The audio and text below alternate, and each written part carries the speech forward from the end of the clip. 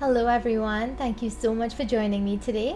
As promised, today is that Q&A video that I've been talking about for the past few months, and I asked you on the YouTube community posts to send in your questions, and I also asked on Instagram and on my last live video a few days ago. So today you'll get your questions answered. Before we get into the video, I just wanted to say Eid Mubarak to the Muslim community. I hope that you're fast during Ramadan. I hope that it brings you content, peace, happiness, love, and everything that your heart desires. So I really wish that I had some sawain right now or some malida. I have so much memories from being home in my small village. I really miss it right now, and I wish I had some sawain from the neighbors, because on Eid day, my family and I, especially my siblings, we'd wait for our neighbors to bring sawain and sweets, and we all had our favorites, and it was just a fun time. And my mom always cooked up a lot of Eid food. So she'd make curry goat, she'd make curry chicken, and just a ton of food and sweets and everything else. So I hope you all are having a fun day today, and let's get into the video. So I have my phone here and I'll go through the questions, and I'll try to answer all of them, and if I can't, I will just do it in another video maybe. So to get started, let me just answer a few frequently asked questions. So my name is Reshmi and I am 28 years old. I used to live in Trinidad and Tobago in a small village in central Trinidad, and I moved to the US a couple years ago. I moved to New York City first, and now I live in Houston, Texas. So I moved here a few months ago, so in November 2019. So I got a couple questions about moving to Texas, so I'll address those later. So shockingly, one of the most frequently asked questions on the channel is my hair care and skin routine. So I get a lot of messages on Instagram, especially Instagram and Facebook. A lot of people ask what's my hair care and skin routine, and I actually don't think I have really nice hair. My hair is really fine, it's not thick and nice, and my skin is not that great right now, but I will try to share some of the things that I do, and I believe that your skin shines from the inside out, so what you put into your body is what will show up on your skin. Even though I really love carbs and I really love doubles, as you all know, so it's kind of hard to stay on track and to eat healthy when you have a food channel. It's really hard. So without further ado, let's get into the questions that you all asked. So first, I will go into the community posts, and I'll answer those questions. So the first question from the community post comes from Princess Pinkito. So she asks, what is that one ingredient you must incorporate in your dishes? So I guess I'll list them from, I'll list 1, 2, 3. The most important to the least important. So first, it would be garlic. I cannot cook without garlic. If I don't have garlic, I just can't cook. I feel like the food tastes bland. Secondly, I would say bandania, because I love a good green seasoning. I love the fresh taste of bandania, and yeah, I always look for it when I'm cooking. So yeah, green seasoning or bandania. And third, I'd say pepper, because I really love peppery food and I think I'm a pepper mouth. So yeah, I choose pepper. She also asks, what are some healthier alternatives to our dishes without compromising flavor? So as you all know, some of our traditional dishes and the street foods, they're not healthy at all. I mean, they do consist of veggies and lots of fruits made into chutneys, but they're not healthy at all because they're combined with lots of carbs and lots of oil. So I think most of our dishes can be made into healthier versions, and the flavor might be compromised a bit, because let's just say doubles. To make the bara, you'll have to use something like almond flour, and of course the taste is not going to be the same as regular all-purpose or white flour. So, I mean, you just have to put your mind to it to eat healthier. And I think you could splurge once in a while if you're on your diet. Because my husband, he was on the keto diet for about 2 years straight, and he did take a few breaks in between, like 1 or 2 days. He'd, splurge and eat a doubles or just eat like a aloo pie or something. So, yeah, I think it can be done, but you just have to have a really strong mind and be willing to eat healthier. So another question from the community post is from Geeta Gajra. So she is a long-time viewer. I know the name, she's always commenting, so I will definitely answer her question. So she asks, I'm not sure if you ever addressed this question in any of your videos, but I know you're in school. I wanted to know what you're studying and what are your future aspirations. So what I'm studying in school, I just finished up my health science degree, and I am working on my human resource management bachelor's degree right now. So I'm actually going to go into human resources. So the next question comes from Ijaz Rahman. He asks, do you eat wild meat, and if you do, what's your favorite type?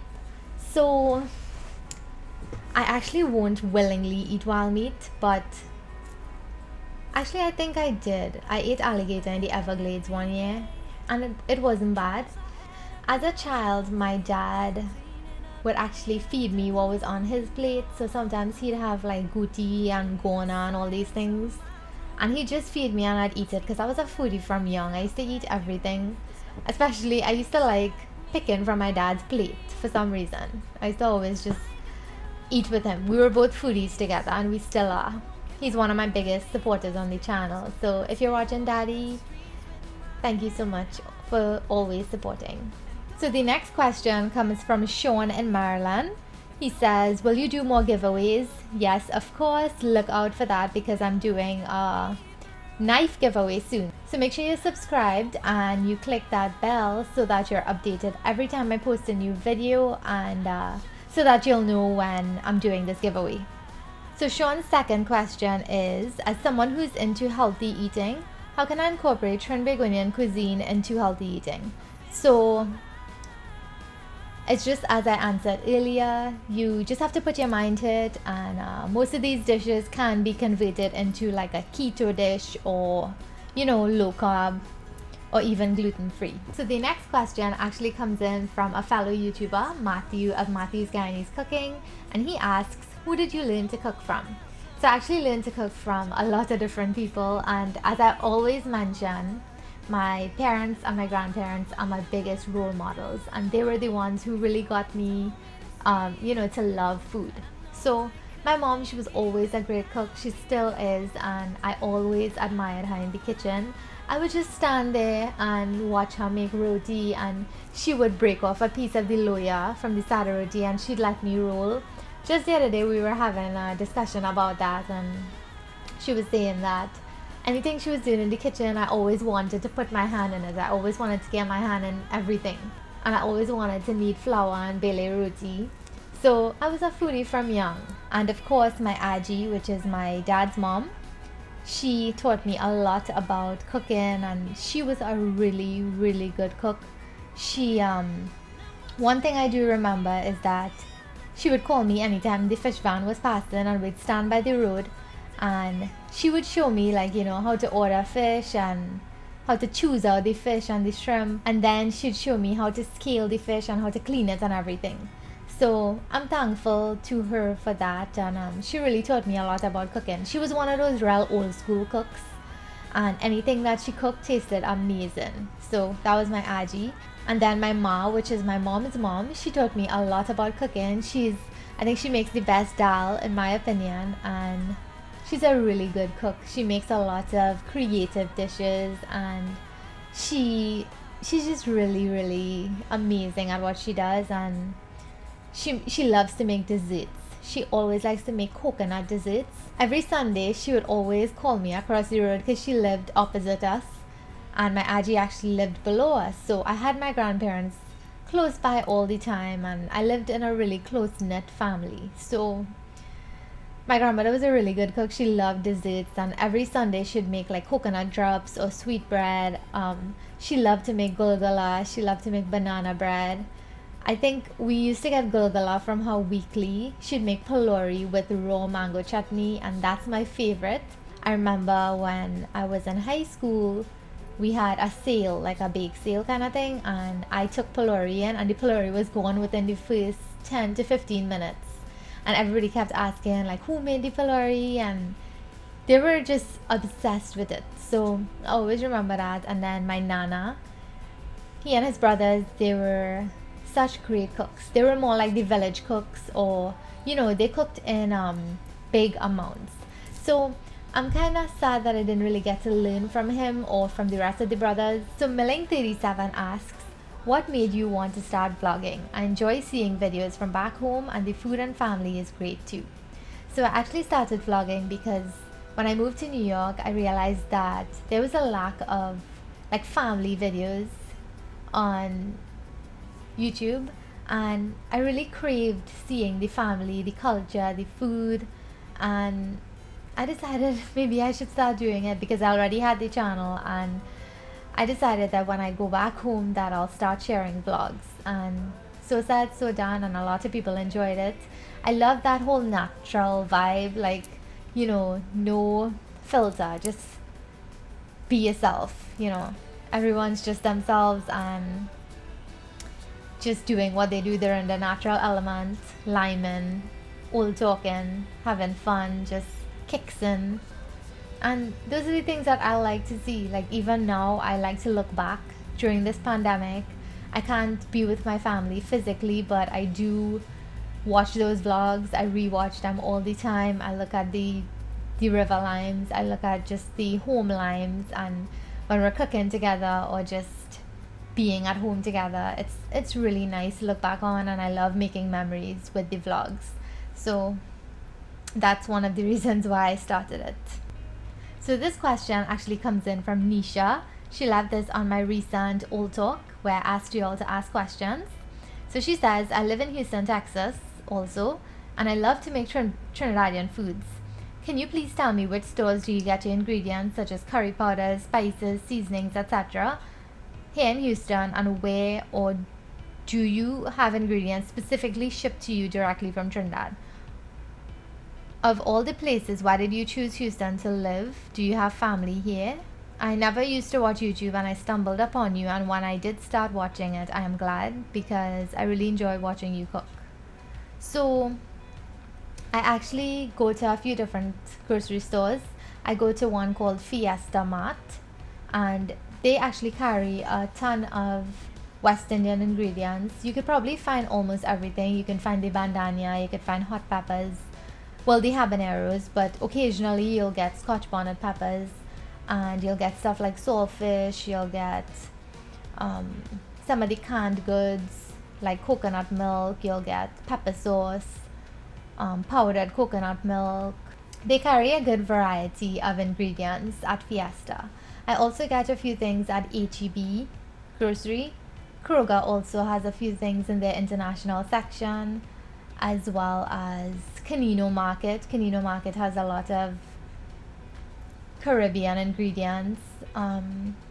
So far I haven't had a hard time finding a lot of ingredients, and I actually brought some curry from Trinidad and Tobago the last time I was there, so I'm good on curry. But I saw that HEB and Fiesta, they carry the Chief brand curry, so Chief brand is a good brand of curry to use, so I don't think you'll have a problem finding it in those stores that I mentioned.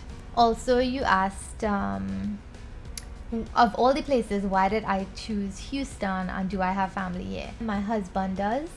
He has his uncle, his aunt, and his cousins here, and he also has his best friend here. So we actually chose it because we came here for vacation a few years ago, and we fell in love with the place. We were actually going to move to Florida, and when we visited Houston a few years ago, we decided to move here because it was so gorgeous, and we just fell in love with Houston. It just seemed right. It felt like our home when we moved here, so that was what made us change our minds, and Houston is our home now, and it's gonna be for probably the rest of our lives. Maybe, we'll see. I'm sure you'll stick around and you'll find out. Y'all, this question by Dr. Buck. Too funny. So the next question comes in from Sisha Khan. So she asks, what are the 3 most significant things one must do when making a decision to move over to another state? I'm living in New York over 20 years, but my dream is to move to Florida or Texas. The only thing is I have no clue where or how to start the process. So I'll just give you from my experience and what we looked for when we were moving here. So number 1 will always be, are there jobs? So you want to make sure that the state that you choose, that there are a lot of jobs in your field. So that was one of the things we looked for. That was number 1. Number 2 was, of course, weather. So we looked at the weather, and that was Kevin's main thing. Like, he just wanted warm weather. He couldn't take the cold New York weather. And the third thing would be the cost of living. So the next question comes in from the lovely Reshmi. So she has been a viewer on the channel for a long time, since I just started. So she's an amazing person. She's always here. She's always commenting, always on the live chat. So she asked a question. I'm definitely going to answer it. What was your hardest thing to overcome being on YouTube? And what is your biggest accomplishment being on YouTube up till this point? So the hardest thing was, to put up with the criticism and people telling you that your recipes, that your recipe is wrong. So I'm still waiting to find the tanty that chiseled a recipe in stone, and I'm waiting to find the stone too that the recipe is chiseled on. Because in my humble opinion, I believe that recipes are passed down through generations, right?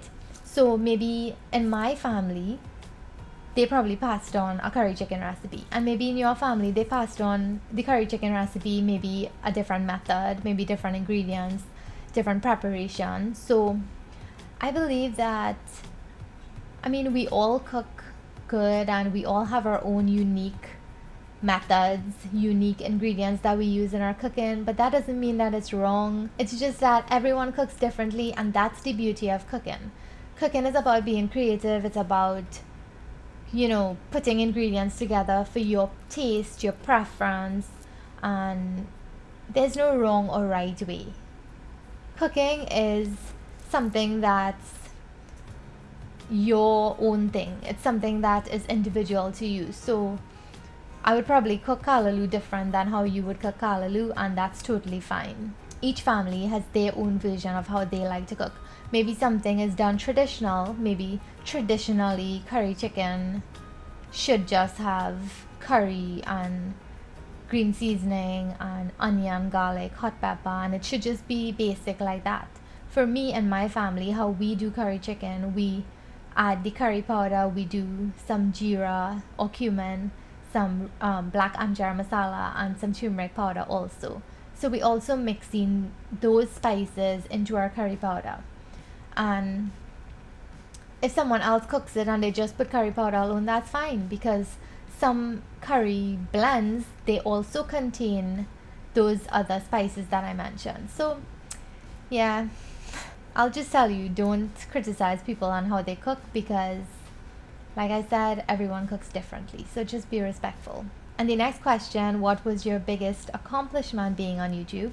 For me, it's that a lot of students and newlyweds, the recipes really help them out, and I'm thankful that they use the videos as a guide to help them in the kitchen.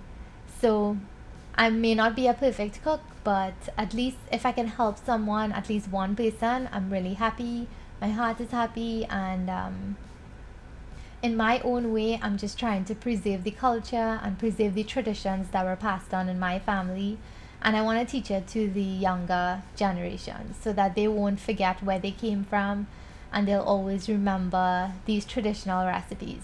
So Sweetie asks, what is your go-to workout routine? So right now I actually don't have a workout routine. When I moved from New York, I don't know, Texas is a really different life. It's not as active as it is in New York. I walked a lot. If you New Yorkers are watching, you know that if you live in New York, you have to walk plenty. So it's good and bad in some ways. You know, it helps you to stay active. So I definitely have to work on that. But I like doing cardio. I like walking on the treadmill and on the elliptical.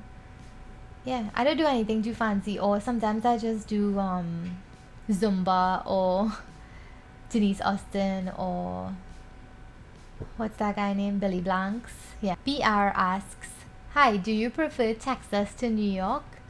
So I love them both, but to live, I prefer Texas. I love just the laid back life in Texas. New York is a nice place to visit and, you know, to see the bright lights in the city, but to live, Texas is amazing. So this isn't a question, but Gary S says that was very nice cookware in the macaroni pie video. So I just wanted to say thank you to Sally and her son Christian for sending that in. They are so generous and kind, and I appreciate it, and I will cherish that dish, and I'll continue to use it to make lots of delicious dishes. So Tria asks, how did you and Kevin meet? So I'll give you all a shortened version of the story because it's kind of long, and I also told it a while ago too. But we met for his grandmother's funeral. Not the exact funeral day, but he came to Trinidad for that specific reason, and he saw me. And my mom used to babysit Kevin as a child, and he was practically her first child because she used to babysit him before she had any children. So that was nice. Things just fell into place, and I still have pictures of my mom holding him when he was just like 2 or 3 years old. Jenny 101 says, are you still able to see your sister? Of course. I just wanted to say thanks to technology that we are able to keep in contact with our family during this time. I haven't appreciated technology more than I do right now. Sasha Sanga says, I know you're a food channel, but drop that hair and skincare routine. A lot of people ask me this, and I don't do anything special. I mean, the typical thing is soak your hair with coconut oil on the weekend. So on a Saturday night, sometimes I would heat up some coconut oil, and I like to mix it with either avocado oil or macadamia nut oil. And I just heat it up a little bit, and I soak my scalp and my hair with it, and I just tie it up in a jura or a bun, and I put a shower cap, and I just leave it to soak overnight, or you can just do it for a few hours. And yeah, that's all I do really. I don't do anything special to my hair. I dyed it once or twice, and I decided never to dye it again. Yeah, for the hair care, the only thing you have to make sure, if you use heat on your hair, make sure you always use a good heat protectant spray. So, and I have naturally fine hair. My hair is not very thick. It's just fine, really fine. So I could literally do my hair in 5 minutes. And the next thing is the skincare. I try not to put too many products on my skin. So I use this volcanic ash, a mask. It's a volcanic ash, so I'll find the link and I'll link it below for you all, for those of you interested, of course. And I try to use all natural stuff, so like fruits, especially papaya or pawpaw. When you eat the pawpaw, what's left on the skin, you take it and you rub it on your skin. I love doing that, especially mango. When you eat the face of a Julie mango, and you know, there's always some of the pulp left attached to the skin, you just use that and you scrub your face. And the last time I was there, I discovered that the sugar apple or the custard apple, that has like a nice sugary exfoliating feel to it, so I use that to exfoliate my skin too. I love using natural things on my face. And another thing is, you want to make sure you wear sunscreen, especially on your face. So Sanjaya Sunarine asks, how is the YouTube grind as a Trinidad YouTuber? Stressful, or is it more fun than it looks? So I would say, as with everything, It has its good and its bad days. It's stressful, it's fun, it's rewarding, it's fulfilling, and simply it's amazing. I think once you love doing this, you'll just love creating content, and even just the process of editing and um, filming. For me, I love filming. I actually do not like being on camera, and personally I prefer to film somebody else cooking, because for me it's more fun filming someone else. Okay, so now we're moving on to the Instagram questions. So we're nearly at the end of the video. Oh no, I got a good amount of Instagram questions. So 868 Tanti asks, what apps do you use to edit your IG pictures and your YouTube videos?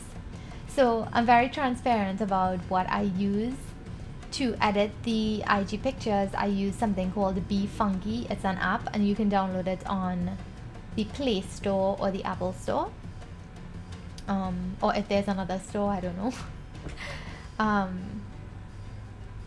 For the YouTube videos, I use Adobe Premiere Pro, and I'll tell you some other great software I used. I use Camtasia Studio as well as Windows Movie Maker. I haven't used that in a while, but that was good also. That's why I started out using. So Camtasia and Adobe.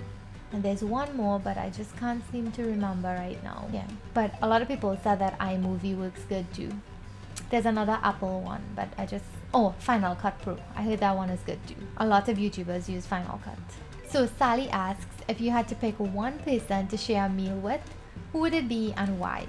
So I would say Mark Wiens, because he has been the #1 inspiration on my channel. He's so inspiring. He makes some of the best travel content and they're so entertaining, and I mean his videos really relax me, and I love watching his channel. So I think it would be an honor to share a meal with him and pick his brain a little bit, and just have a chat with him, eat some pepper sauce with him, some roast pepper, doubles with heavy. Yeah, I think that would just be amazing. If Mark isn't available, I'll probably share it with Sonny from Best Ever Food Review Show. I love both of their channels. So great. So Janella Land asks, what are you studying in school? Is your husband a chef? No, he's not a chef. Well, at least he's not a professional chef. He's just a home cook, just like I am.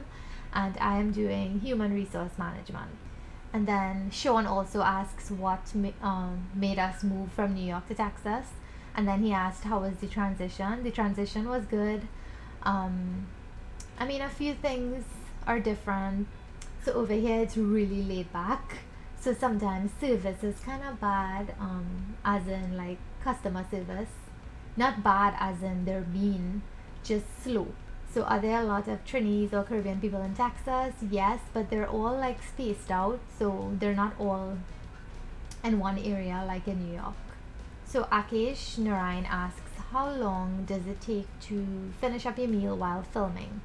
So filming takes a while, especially when you have to do it alone. For me, I think it would take like 2 to 3 hours to film. I know that sounds like a long time, but when you have to film each step and when you want things done a certain way, it takes a little time. It takes a while, but it's good if you have a plan. So you plan out how you want to do everything, and it makes everything go smooth. So these cook with me videos that I've been doing, they take a really long time to film, but the feedback that I've been getting from the videos, a lot of people are telling me that they want to see more of those. So that's what people want to see, the cook with me videos, and they like the full meals. So I'll try doing more of those for y'all, especially now during this time. Kevin and I, we aren't cooking a lot of food, so when we do cook like a full meal, we try to cook enough for like 2 to 3 days, and we're just trying to like conserve ingredients and not waste, and not make unnecessary things. So that's why you won't see too many videos. I'll just try to post like 1 or 2 videos per week. So I hope you understand. Nikita Sukdeo asks, what is your favorite food? Of course, my favorite food is doubles, and I also like chicken soup. So Drina 2015 asks, best cookware. So I like cast iron pots and pans, so that's what I usually have, and I don't like to buy too much. Annie's Culinary Cuisine asks, do you like living in Texas? Of course I do. I love, love, love living here. Love it. It reminds me of home. Jadu Vibes asks, what is your favorite dish? So I have a few favorite dishes, but my ultimate favorite is a good chicken soup. And of course, my favorite street food is doubles, as I mentioned earlier. So the last and final question is from Look What I Could Do. That's his username. And he asks, why couldn't you have a twin? That's funny, but I'm practically a twin because I'm a Gemini. So that's it for the Q&A. I hope you all enjoyed.